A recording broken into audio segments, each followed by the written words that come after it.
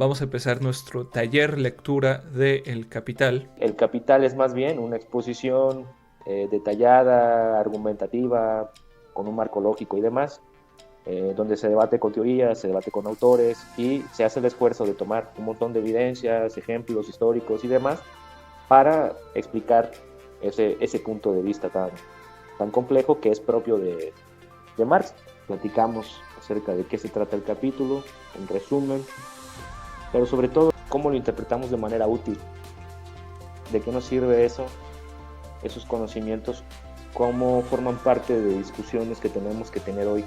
Y la intención de leer El Capital pues va un poco por ahí, brindarnos herramientas teóricas que son necesarias para las perspectivas actuales, para la política que necesitamos. Me gustaría como que recordáramos nada más como aspectos generales de lo que platicábamos la semana pasada, ¿no? Decíamos que de entrada la riqueza de las sociedades nos aparece como un cúmulo de mercancías y esas mercancías pues tienen dos aspectos importantes. Uno es que son valores de uso en la medida en que tienen una utilidad por sus características físicas. El cuerpo de las mercancías determina su utilidad, su valor de uso, la manera en que se usan. Y cuando hablamos del carácter cuantitativo en el cual se intercambian un cierto tipo de mercancías por otro, hablamos de lo que sería el valor de cambio, ¿no? Que es una manifestación, por ejemplo, el precio de que las mercancías se intercambian unas con otras, ¿no? Pero cuando hacíamos el análisis, nos dice Marx, pues las mercancías no se intercambian porque sean útiles, se intercambian porque tienen una característica común que es independiente de sus características físicas. Y esa propiedad común que resta a las mercancías cuando hacemos abstracción de sus características físicas es la propiedad de ser productos del trabajo humano, de trabajo abstracto. Y esa sustancia del valor es el trabajo. Y la magnitud del valor, la manera en que medimos ese valor, es con el tiempo de trabajo, pero decíamos, no es cualquier tiempo de trabajo. Tiene que ser tiempo de trabajo socialmente necesario. Y establecimos cuáles son las características de eso, ¿no? Un cierto tipo de trabajo abstracto, promedio, con una destreza media, según las condiciones vigentes en un determinado momento y lugar. Ya hablábamos de las determinantes de las fuerzas productivas y acerca de que una mercancía pues debe ser un valor de uso social y debe realizar su valor en el intercambio. Si no se intercambia, no se realiza como valor y como valor de uso pues queda de alguna manera desperdiciado, ¿no? Y hubo comentarios interesantes al respecto. Bueno, hoy entonces pasamos a hablar de este segundo parágrafo sobre la dualidad del trabajo representado en mercancías, que en realidad también es pues muy cortito, ¿no? Y hasta cierto punto Marx lo que hace aquí es como repetir algunas cosas que ya nos había planteado en el parágrafo anterior, pero ahora el punto de vista no es el de la mercancía, sino el del trabajo. Si en el parágrafo anterior el punto de vista era desde la mercancía, ahora me parece que lo importante es el trabajo. De entrada, pues el subtítulo, ¿no? del parágrafo dice dualidad del trabajo representado en las mercancías. Esto es decir, que el trabajo se nos presenta ya como una dualidad y eso está representado en las mercancías. Y es lo que vamos a hablar. Entonces dice, llamamos trabajo útil a el trabajo cuya utilidad se representa en el valor de uso que produce. O sea, el trabajo útil produce valores de uso. ¿Y qué son los valores de uso? Pues son cuerpos de mercancías, ¿no? Que tienen características físicas. Entonces, el trabajo útil es el que produce cierto tipo de valores de uso. O sea, son trabajos particulares, ¿no? El trabajo del zapatero, el trabajo del sastre, Ellos saben hacer con determinados materiales y determinadas herramientas determinado producto que tiene un determinado uso. Y lo dice, a través del cúmulo de diversos valores de uso, se pone de manifiesto una división social del trabajo. O sea, nosotros nos encontramos que hay, de hecho, una gran diversidad de valores de uso distintos, ¿no? O sea, hay mercancías que tienen utilidades distintas, que tienen características distintas, y en el momento en que nosotros nos encontramos con esta diversidad de valores de uso distintos, si lo pensamos, lo que estamos viendo es el producto de distintos trabajos de distintos tipos, que son trabajos útiles, que producen distinto tipo de mercancía. Y eso nos habla de que existen entonces una división social del trabajo, porque hay varios tipos de trabajadores, ¿no?, en esa sociedad, poniendo esa diversidad de valores de uso. Y por ahí algunos comentarios en ese parágrafo, ¿no?, acerca de que la división social del trabajo pues ha existido en diversos modos de producción y no es precisamente una característica propia del sistema de producción capitalista, pero ciertamente la producción de mercancías en el capitalismo sí conlleva a una cierta división social del trabajo. Bueno, luego dice, solo los productos de trabajos privados, autónomos, recíprocamente independientes, se enfrentan entre sí como mercancías. Esto es como una cierta condición que de repente pudiera costar trabajo entender, pero que en realidad es muy sencilla, ¿no? O sea, las mercancías se tienen que enfrentar entre ellas en el intercambio, ¿no?, en el mercado. Pero para que eso suceda, tienen que ser producto de trabajos que son privados, que son autónomos y que son entre ellos independientes. ¿Por qué? Muy sencillo. Si yo produzco un tipo de producto y yo también produzco otro tipo de producto y luego los llevo al mercado y nada más existen esos dos productos, no va a haber intercambio porque solamente yo estoy produciendo. Es un ejemplo muy burdo, ¿no? Supongamos que yo soy un obrero, alguien más es un obrero, trabajamos en la misma fábrica. Yo produzco un cierto tipo de producto, mi compañero obrero produce otro tipo de producto, pero trabajamos en la misma fábrica. Y lo que yo produzco forma parte de un proceso de producción más amplio en el cual yo estoy haciendo el clavo para el pedazo de madera que él está haciendo y con eso vamos a hacer un aparato más complejo, ¿no? Supongamos, un mecanismo de madera que lleva clavos. Y esto forma parte de una mercancía, ¿no? Entonces, lo que yo estoy produciendo con mi trabajo no es una mercancía y no se enfrenta a la que él está haciendo, porque en realidad forman parte de una misma mercancía que va a salir al mercado.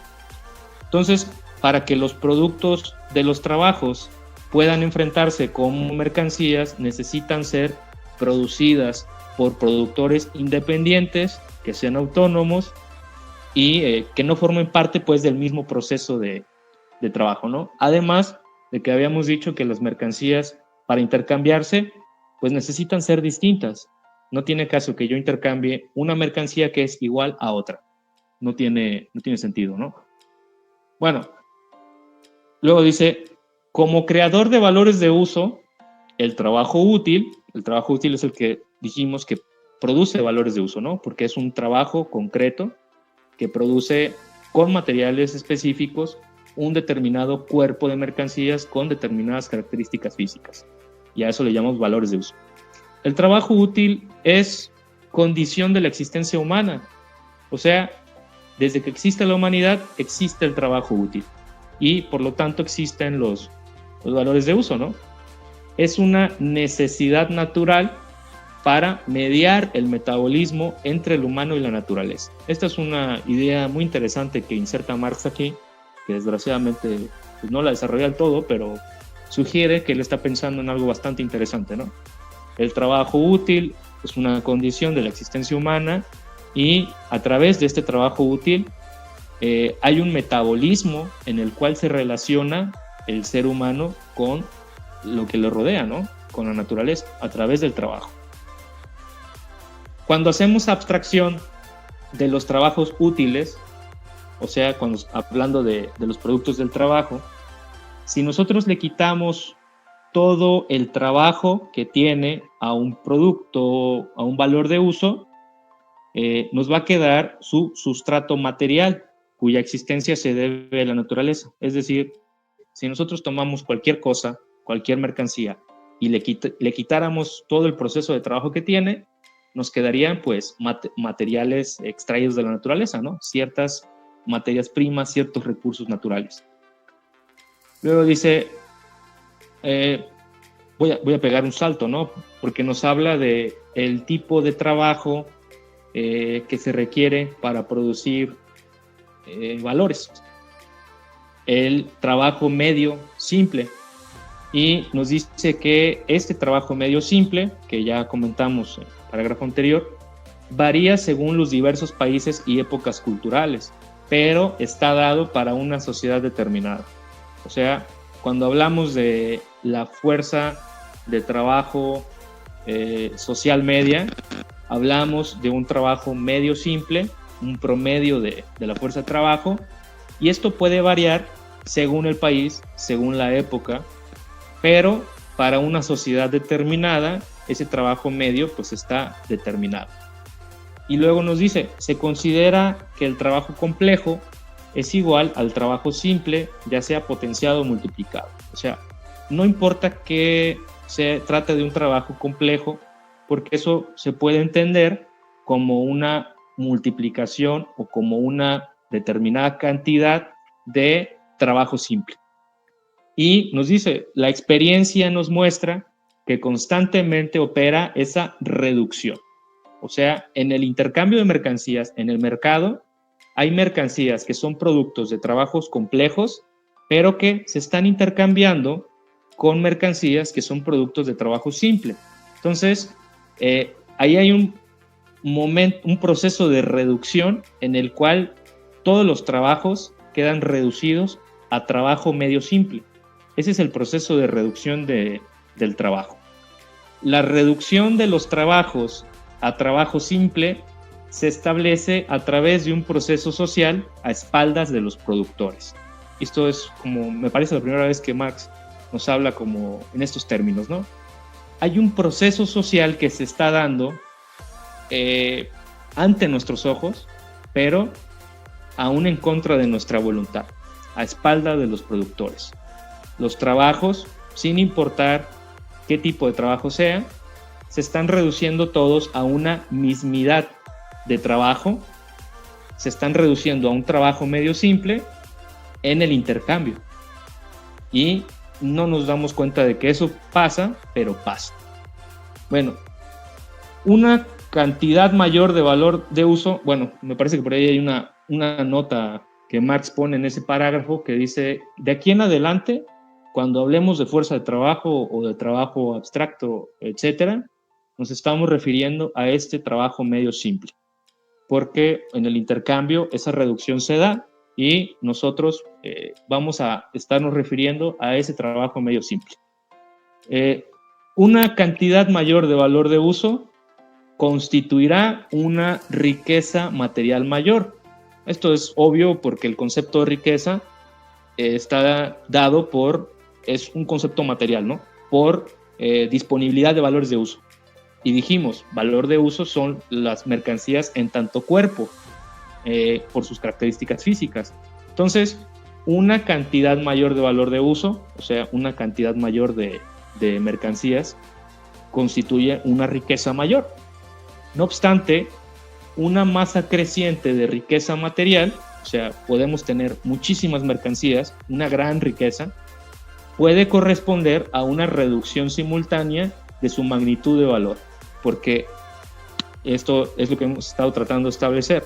Riqueza se refiere a la disponibilidad de valores de uso, es un concepto material en el sentido sensorial, pero valor es un concepto no físico, es un concepto no sensorial que tiene que ver con la abstracción del trabajo que está representado en las mercancías. Y fijamos en el parágrafo anterior que cuando aumenta la productividad, pues se producen más valores de uso, pero disminuye el valor, porque a un aumento de la productividad se está produciendo más en menos tiempo y, como dijimos, que la magnitud del valor de las mercancías es el tiempo de trabajo. Si estamos disminuyendo el tiempo de trabajo de las mercancías, en rigor se está disminuyendo el valor individual de la mercancía. Entonces, podemos producir más riqueza, pero con menos valor. Y ese movimiento contradictorio, dice Marx, deriva del carácter bifacético del trabajo, es decir, que haya trabajo útil y al mismo tiempo ese trabajo útil sea trabajo abstracto. Ese es un carácter bifacético, ¿no? Tiene las dos características. Trabajo útil produce valor de uso. Trabajo abstracto produce valor. Dice, todo trabajo es, por un lado, gasto de fuerza humana de trabajo en un sentido fisiológico, un sentido físico, ¿no? Y en esta condición de trabajo humano igual o de trabajo abstractamente humano que no tiene una forma en particular, constituye el valor de la mercancía, valor. Pero por otra parte, todo trabajo es gasto de fuerza humana de trabajo en una forma particular y orientada a un fin. Y es en esta condición de trabajo útil, concreto, que produce valores de uso. O sea, yo cuando hago zapatos, pues estoy usando mi fuerza de trabajo abstractamente humana y estoy produciendo valor. Suponiendo que produzco valor, suponiendo que produzco zapatos, ¿no? En condiciones vigentes, pero al mismo tiempo esa fuerza de trabajo abstracta la estoy usando de una manera concreta y útil, en un trabajo útil, en un valor de uso. Y entonces estos dos aspectos, estas dos cualidades del trabajo y de las mercancías, están ahí en la misma mercancía. Entonces, el carácter bifacético del trabajo, el hecho de que un trabajo abstracto sea al mismo tiempo un trabajo útil, es algo que nosotros podemos distinguir analíticamente, conceptualmente, pero que no podemos ver, mira, este es un trabajo útil y este visiblemente es un trabajo abstracto, porque los trabajos abstractos se ven representados en trabajos útiles. Y igualmente pasa con las mercancías.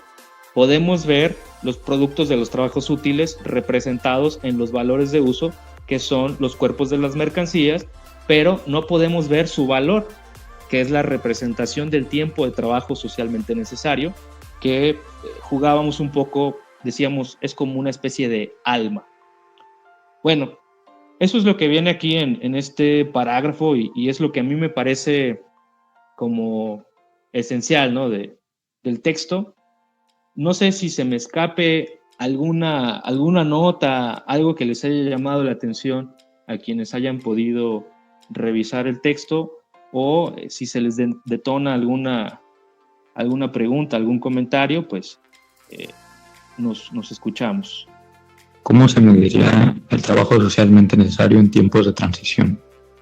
Por ejemplo, con una nueva revolución industrial, porque tengo entendido, recuerdo que cuando Marx escribió el capitalismo pues ya estaba más o menos establecido, ya quizás cerquitas de la revolución industrial, pero no tanto como para que fuera territorio desconocido, pero sin dejar de ser capitalismo. En tiempos de transición, ¿cómo se mediría el trabajo socialmente necesario? Porque, la pregunta es, porque el trabajo socialmente necesario viene de unas condiciones promedio determinadas, por así decirlo, tanto de la capacitación del trabajador como de la tecnología. Y digamos, llega una nueva tecnología que se avienta el pan, 100 panes por minuto, porque ahora es la panadería nuclear, ¿no? Un pequeño reactor nuclear ahí en la máquina del pan, y apenas está enseñando a hacer a operar la máquina y todo ese asunto. Ya establecimos que el tiempo de trabajo socialmente necesario varía conforme cambia el desarrollo de las fuerzas productivas. Eso ya lo dijimos en el parágrafo anterior. Y en capítulos posteriores vamos a analizar estas fuerzas productivas, ¿no? No sé si todas, pero sí algunas. Y la revolución industrial sí le tocó a Marx, sí le tocó ver de qué manera precisamente el desarrollo de la maquinaria y de la gran industria y de la cooperación y las formas de trabajo cambian la productividad. Y entonces eso nos va a dar más claridad sobre cómo se determina el tiempo de trabajo y cómo cambia con un periodo de transformación pues, industrial en este caso, ¿no? ¿Cómo se mide el tiempo de trabajo? Pues a partir de este grado de productividad y del tiempo de trabajo socialmente necesario. El parágrafo que hablamos hoy es dualidad del trabajo representado en las mercancías. Y entonces lo importante es que nos quede claro que el trabajo pues tiene un carácter bifacético, que es ser trabajo útil y al mismo tiempo ser trabajo abstracto. Que nos quede claro que lo que el trabajo útil produce son valores de uso y que lo que el trabajo abstracto produce son valores, así a secas. Si entendemos eso, pues ya tenemos como superado el problema conceptual del parágrafo. El trabajo abstracto, ¿cuál es la definición? ¿Cuál es el concepto del trabajo abstracto? Es gasto de fuerza de trabajo humana sin importar la forma en la que se dé. O sea, es un gasto de músculo, cerebro, nervio. Por ejemplo, si en el futuro hay una tecnología que dice: convierte tus corajes en pan, conéctate a esta máquina en el páncreas, y cada que hagas coraje la máquina va a trabajar y va a hacer los panes, pero necesita que hagas el coraje de manera deliberada y consciente. Entonces eso sería un trabajo imaginario también, que yo diga: me voy a conectar la máquina porque ahorita ando de mal humor y me aviento un coraje y salga un pan. Bueno, independientemente de que salga el pan, el hecho de conectarme la máquina para trabajar y hacerlo con el páncreas en vez de con los músculos o con el cerebro cuenta también como trabajo abstracto. Tiene, como todo trabajo, las dos características. Es tanto un trabajo útil porque estás produciendo pan, como un trabajo abstracto porque estás desgastando tu fuerza de trabajo. ¿Cuál sería un ejemplo de trabajo abstracto en la actualidad? Es que esa es la cosa con lo que estamos tratando de entender. Siempre, todo trabajo, en cualquier momento, cualquier trabajo, cualquiera, es tanto trabajo útil como trabajo abstracto. Es que es trabajo abstracto, pero el término abstracto refiere a que no tiene características concretas. El alma de lo que es el trabajo, independientemente de que estés trabajando y con qué parte del cuerpo. El trabajo abstracto es simplemente el hecho de trabajar sin importar en qué. Y aquí entran un montón de... Todo tipo de trabajo implica un desgaste físico y mental. Y ahí entra pues muchos tipos de trabajo, ¿no? O sea, creo que la gran mayoría. ¿Puede haber trabajo abstracto sin trabajo útil y trabajo útil sin trabajo abstracto? Me parece que en rigor no podría haber trabajo abstracto sin trabajo útil. Pero tampoco podría haber trabajo útil sin trabajo abstracto. Porque, o sea, todo trabajo útil es un gasto de trabajo abstracto de una determinada manera. Ok, creo que aquí más bien lo que se está gestionando entre las dudas, creo yo, es por qué necesitamos hacer esta división entre trabajo útil y trabajo abstracto. Pues vamos a poner un ejemplo, ¿no? Por más dinero que le inviertas a un árbol, no se va a convertir en una mesa. Necesita trabajo transformador. Ese es el trabajo útil, el efecto práctico que tiene. Pero el trabajo abstracto es la forma en que medimos, incluso en la industria se mide, el valor que se le agrega a una mercancía. no tanto el cambio, sino la forma de trabajo abstracta, independientemente de quién lo hizo, independientemente de qué tanto le costó a este obrero hacerlo físicamente, este trabajo está desnaturalizado. Cuando trabajas en una fábrica de miles de personas, no vas a medir específicamente el trabajo útil de cada persona, sino vas a medir el tiempo de trabajo general de la planta. Eso sería la forma abstracta, libre de características específicas. O al menos es así como yo lo entendí.